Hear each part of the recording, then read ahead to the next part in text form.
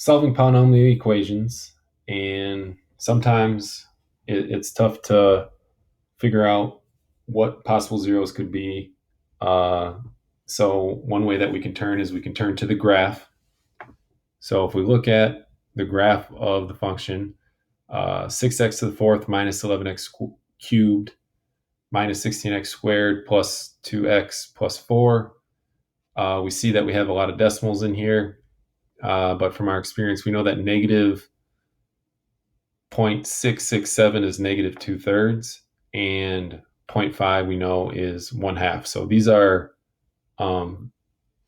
zeros that we can use to find out what the factors are for our polynomial function.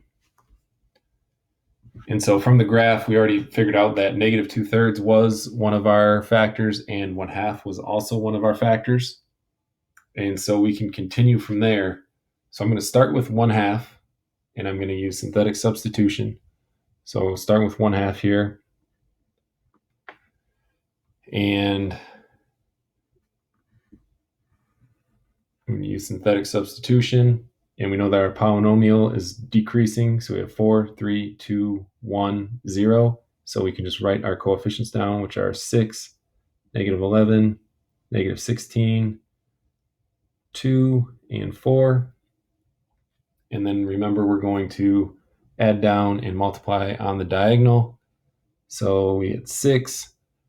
6 times 1/2 is 3. Add down, we get negative 8. 1/2 times negative 8 is negative 4. Add down, we get negative 20. Multiply by 1/2, we get negative 10. Add down, we get negative 8. Multiply by 1/2, and we get negative 4. And then we add down, and we get our remainder is equal to 0. So we remember that we have our remainder, our constant, our linear, our quadratic, and our cubic. And now we have to try to figure out one more term, and we already figured out that negative 2/3 was one of those terms. So we're going to set it up again, but this time we're going to use negative 2/3 as the factor. So we're going to say minus 2/3, and we're going to substitute what our remainder is up here. So we have 6, negative 8, negative 20, and negative 8. And we're going to figure out what is the polynomial that we have left. So we're going to add down, and we get 6, multiply by negative 2/3, and we get negative 4. Add down, and we get negative 12. Multiply by negative 2/3, and we get 8. Add down, and we get negative 12. Negative 12, negative 12, so that's going to be 8 again. Negative 8 plus 8, and that's going to be a remainder of 0. So we have our remainder, and we have our constant, our linear term, and our quadratic. And so at this point, we can write down our factored form. So we're going to have two binomials, and we'll have our trinomial, which is going to be 6x squared minus 12x minus 12.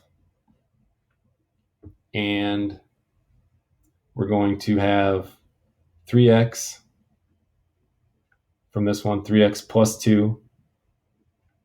And our other binomial will be 2x minus 1. And those will give us a 0 of negative 2/3, and this will give us 0 of positive 1/2. And then we have to use this to figure out what our other zeros will be. So we can use our quadratic formula. We know that a is equal to 6, b is equal to negative 12, and c is equal to negative 12. And then we can use the quadratic formula. X is equal to negative b plus or minus the square root of b squared minus 4ac all over 2a. Negative negative 12 plus or minus the square root of negative 12 squared minus 4 times a, which is 6, times c, which is negative 12. And then we divide by 2 times a, which is 6 again. Then we can simplify. So we get x is equal to 12 plus or minus the square root of 144 plus 288. And that's still all over 12. And then we get x is equal to 12 plus or minus the square root of 432, all divided by 12. And then we have to simplify our radical here. And we can simplify our radical. 432 can be written as 216 times 2. And then that can be rewritten as 108 times 2. And then that original 2 that we had right there. And 108 can be written as 12 times 3 times 3. And then we still have those other 2's. And then 12 can be written as 3 times 2 times 2. Then we still have 2 3's and 2 2's.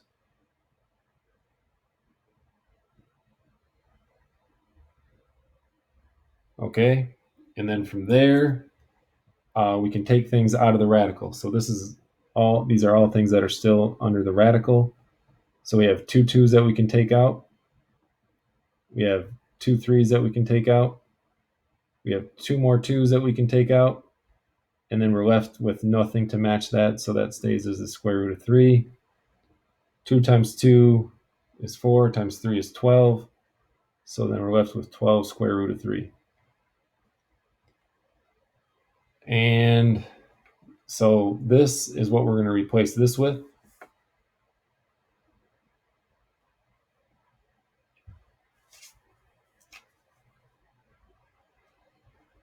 So x is equal to 12 plus or minus 12 square root of 3 all over 12.